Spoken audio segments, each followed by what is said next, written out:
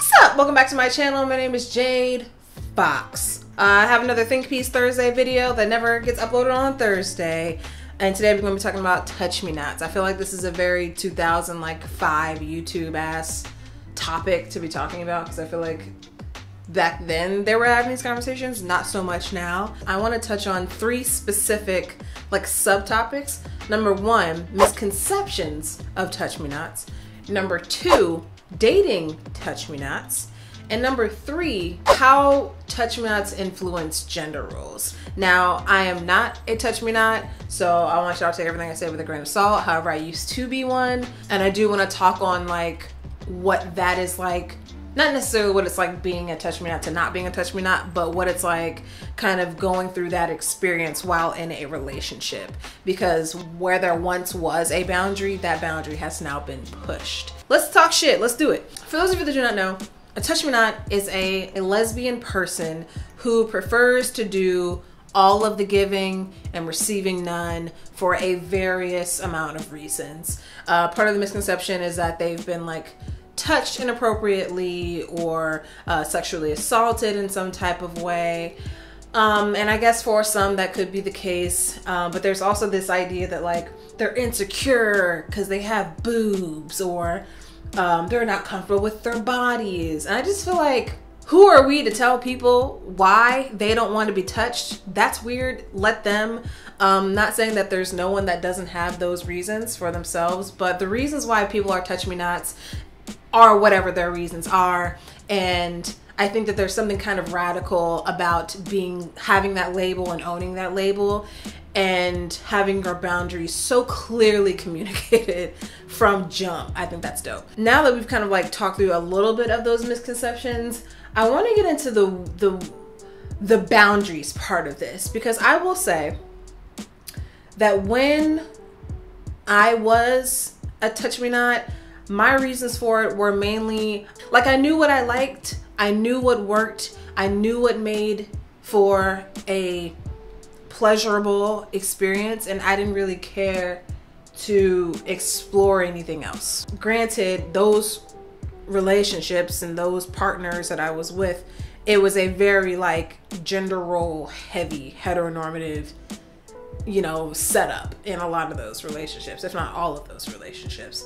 So therefore I was never challenged. And I guess on one end, I do appreciate that. I do appreciate the fact that they kind of honored my boundaries. But I was never challenged. I was never guilted. I was never with anyone that had a problem with it. And I have only ever dated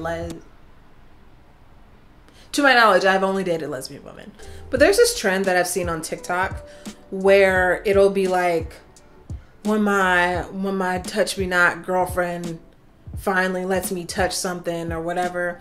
And look, I went through that as in I did move a boundary around. I did create exemptions. I did create exceptions, but it was always on my time.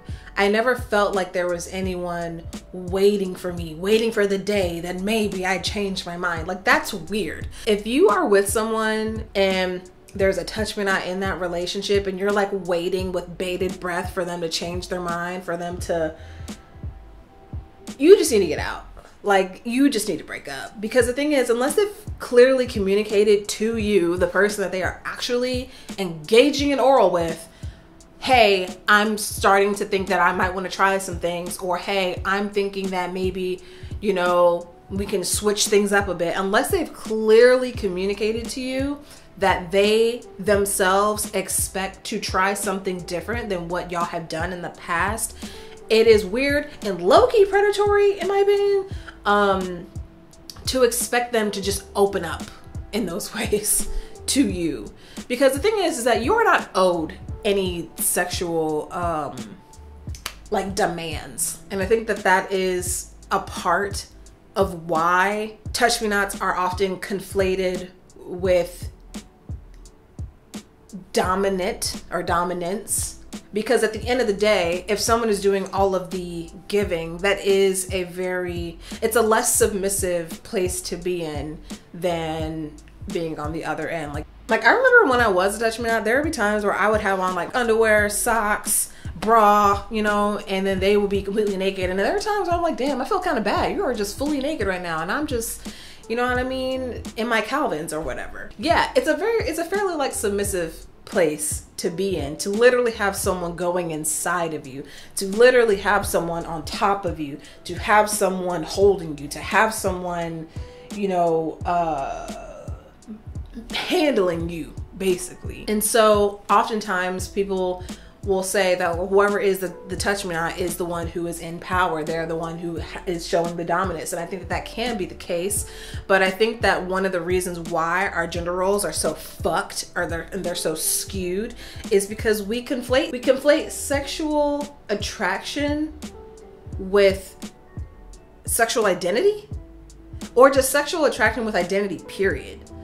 Like, there's this weird idea that just because you are a top in the bedroom, that means that you are a top in your walking general life. And I don't even know what the fuck that means. Like, you wear button-ups and you hold doors open and you don't eat bananas in public. Like, I don't, you know, like, there are people that think that who they are in that bedroom is who they need to be in real life, you know, and they try and make the two the same thing. But you can like whatever you want to like in the bedroom and just exist how you naturally exist in the working world. Personally, I don't think that I could date a TouchMeNot, mainly because I myself like to switch it up. There are times when I don't want to be touched. There are times where I only want to be touched. There are times when I want to share. I want to pass the peas like we used to do. The peas being my thighs, you know. And so there are times when I just want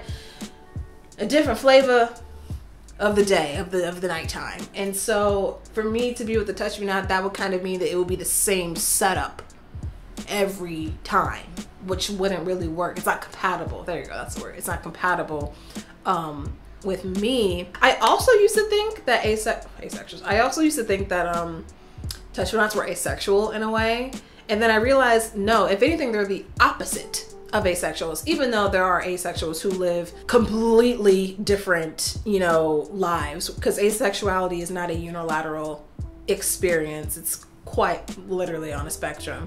So I used to think that, you know, TouchMeNots were maybe like some branch off of asexuality, when really they are the antithesis of asexuals, because they are very direct and clear on what their sexual desires, what attracts them, and how they perform sexually from jump.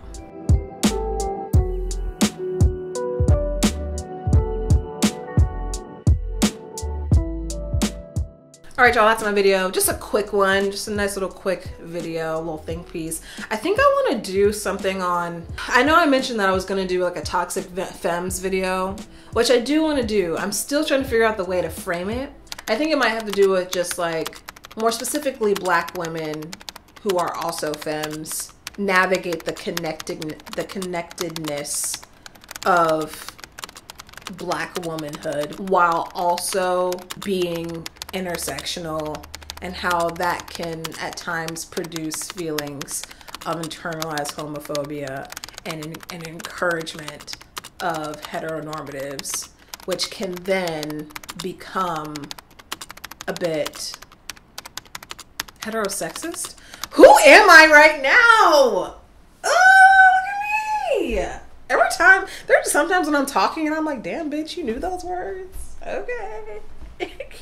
Thank y'all for watching this video. I will see you very soon in another one. Go ahead and give me topic ideas down below. Let's get into the shit. Let's get into the shit. Okay. I'll see y'all very soon in another one.